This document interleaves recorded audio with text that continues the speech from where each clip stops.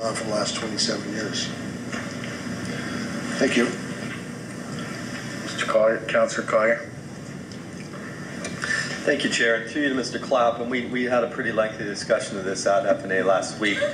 I just wanted to clarify, I don't think there's any misunderstanding. Everybody here knows what happened. It's just been an oversight for the last 27 years. The well interference policy, do we have any other people in the entire region of Durham that are receiving free water through the well interference policy? Any other? We have a number who receive the well interference policy, but none who have received free water. That's not council policy. Right. So this is just one, obviously, that slipped through the cracks, but there's no other example. Is there another example where it was undetected for some time and we had to go in and do the same thing after? There are a number of instances where back billings may occur once you find this kind of isolated situation, probably more so in past years, but certainly there's a policy on the books of regional council, and my staff followed the policy because this customer was back billed for 2 years, and obviously that created a certain flavor, and we met with Mr. Gray as a result of that. When I met with them, I said I would include the 2 years as a write-off to get council approval for the write-off, and we'd start billing as of January. The committee changed that to April the 1st, that we'd start the billing.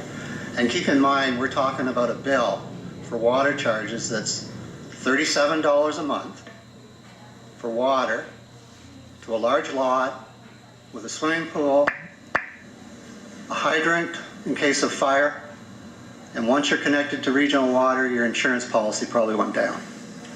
And 25 years of free water. And I'll let you decide. And you just answered my next 3 questions, that there is value there since being tied in also does give you the hydrant service, which is a cost to the region, but also that we had agreed to waive the retroactive billing, as well as this gentleman is on a septic system, so there is no sewer charge. All he's paying is just the basic bulk water rate, which is $37 a month. That's correct. Okay, thank you. Councillor Parrish.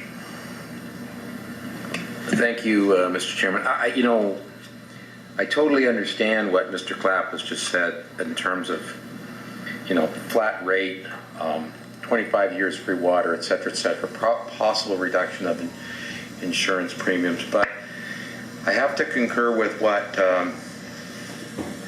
Mayor Mitchell indicated. I mean, if there's a verbal contract and it's supported by what the law calls 25 years of partial performance, it's a pretty compelling case. And if the region, I would suggest, tried to collect this money either past or in the future, there would be a strong argument, I think, that the region is stopped from any such claim. And I think the most compelling thing is that this gentleman, 25 years ago, was clearly given the impression that he was getting free water. And that was confirmed by 25 years, whatever the reason for it is, of practice of free water.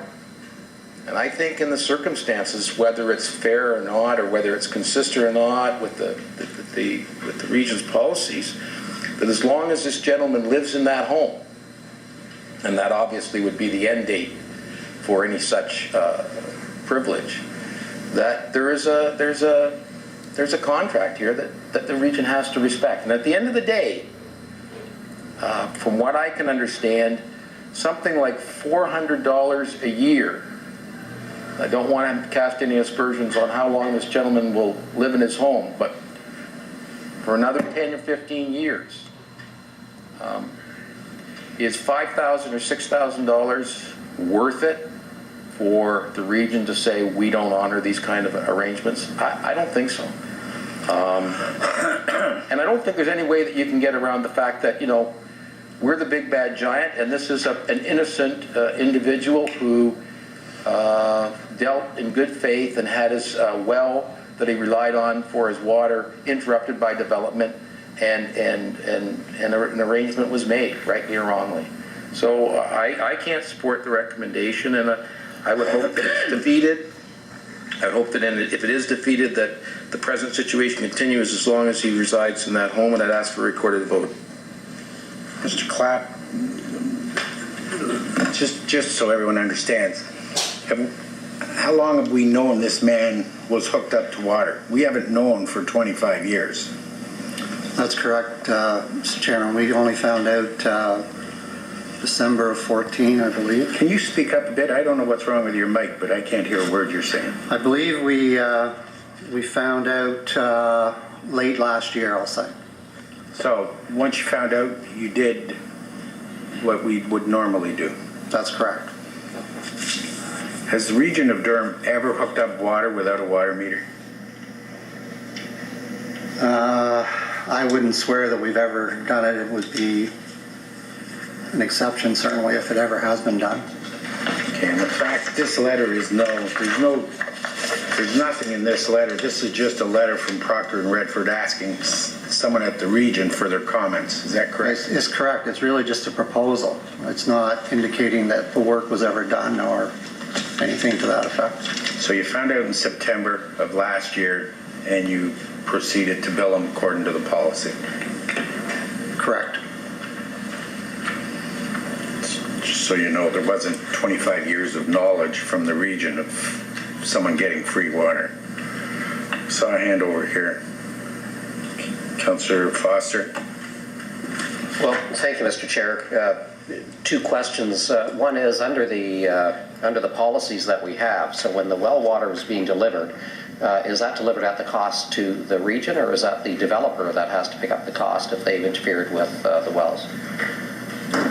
There's no record to indicate who actually paid. It would likely have been the developer. But I'm talking current policy. So if a developer messes up my well, I would forward that to Commissioner of Works. I'm not sure exactly who would have been involved. I believe the developer, though. At this point in time, it was the developer's responsibility to pay for the water. right? But today, if this happened today, would we expect the developer to pay, or would we? No, today, on a temporary supply, we would pay because we collect part of the development charges for water to take care of well interference. That policy only came into effect in about 1989, 1990. 88? It's important because it was exactly when it was before this occurred. Okay. And Mr. Chair, I don't know how we deal with this. So, Mayor Parrish, who has a passing knowledge, better than passing knowledge of the law, fair comment. Pro bono legal advice is worth exactly what you're paying. If He said it. So I think I've used the line that and a loony will buy you a cup of coffee at Timmy's. Probably not even. I mean, and I'm not in a position, I don't know, certainly some members of council are, but, if he's right, it seems to me, and I don't know how we get advice, so I don't know if... Mr. Gaskell, since your advice is not pro bono, what's your advice? Can you provide us advice in open session? I'm happy to take it. Well, it's two separate issues, whether you want to hear my advice in open session or not. That's up to council. Certainly I can give you my opinion on the merits of the case as much as I'm aware of it, but I would prefer to do so in camera if that's what council wanted. Okay, well, I'll make a motion to move into camera to hear from Mr. Gaskell. Thank you. Seconded by Councillor Diamond. Sorry, Councillor Wu. All those in favor? Opposed? Carried. Going to camera. Ladies and gentlemen, media, you'll have to leave.